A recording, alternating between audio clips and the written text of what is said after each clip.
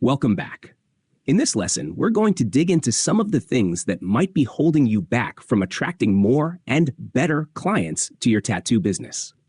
Now, while we're focusing on tattoo studios, a lot of what we're about to discuss applies to any appointment-based business.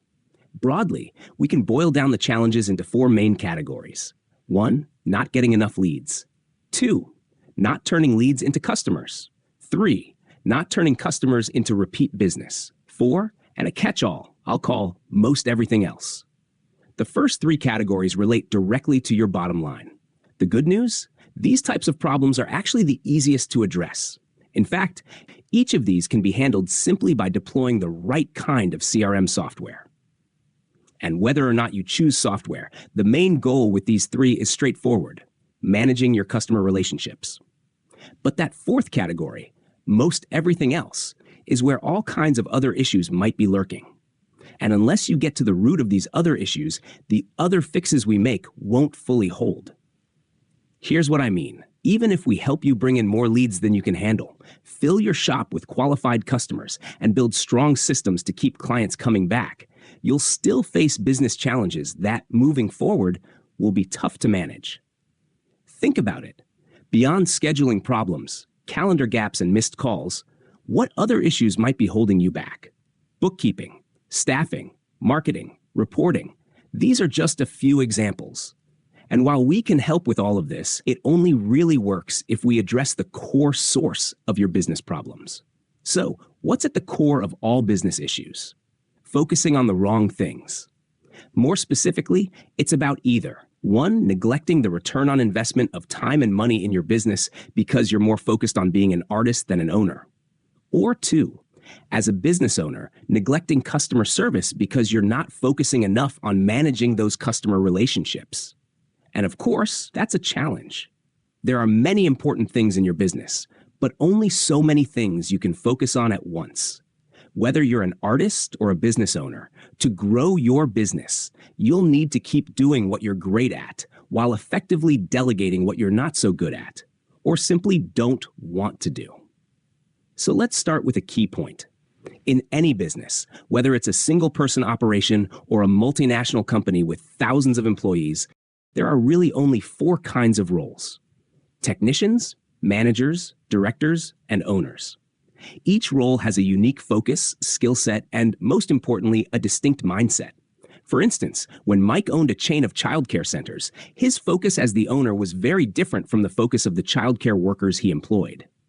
Similarly, if you're the owner of a tattoo studio, your priorities differ from those of the artists working for you. Now, here's something critical to understand if you're wearing multiple hats. Maybe as the artist, manager, director, and owner. In any of these roles, people constantly ask themselves, what is most important? And here's the catch. Even though they're all asking the same question, each role gets a different answer. And those answers are shaped by both professional role and personal preference, leading to conflicting priorities within a single person performing multiple roles. For example, consider the technician's mindset. What questions or beliefs shape how a technician thinks? Technicians ask things like, what's the job? What do you want done? What tools or resources do I have to work with? They often believe they're the best person for the job and usually want to focus on the task at hand without interruptions. I'm an artist. I'm creating. Don't distract me. Now, as you might guess, managers, directors, and owners all have their own sets of priorities and beliefs. For example, managers focus on efficiency. Directors are concerned with the company's vision and values.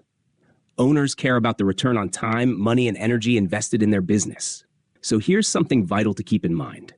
The quality of your results is directly influenced by the quality of your questions. Why is this? Questions shape focus, and what we focus on naturally grows. The better the question, the better the answers. And ultimately, the better the results. Consider the difference between asking, why can't I get more clients, versus, how can I attract better clients? When you ask why you can't do something, you'll get more reasons why it's impossible. But when you ask how to do something, you stay focused on finding a solution. But it's not just about what we're seeing. It's also about how we're seeing it, our perspective. And that perspective is always shaped by the context we're holding at the time.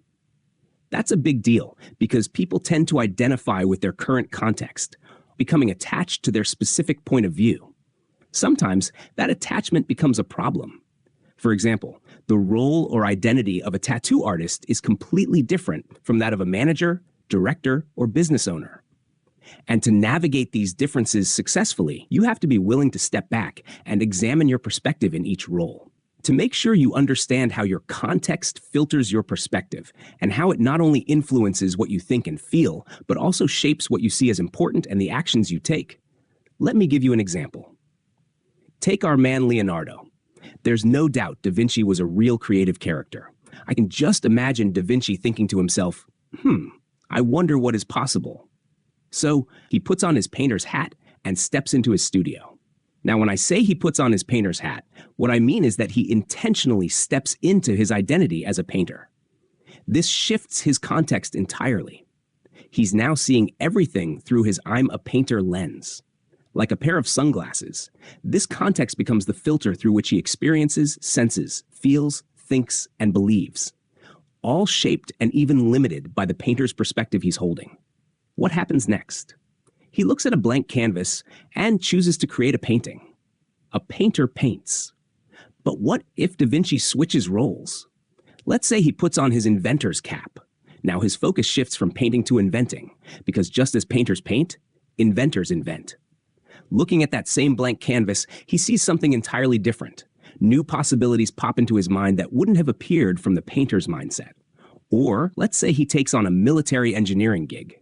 Now, he's got to think like a military engineer. This role shapes his thoughts, focus, feelings, actions, and results, all filtered through the context of an engineer. In this context, Da Vinci can't afford to paint or invent whatever he wants. He has to put aside those impulses to fulfill his responsibilities as an engineer. When he looks at that same blank canvas now, he sees something completely different, yet again. You get it? In the next lesson, we'll explore how this applies to your mindset. Specifically, we'll look at your mindset as an artist and as an owner, and see how we'll use these to start attracting more and better clients.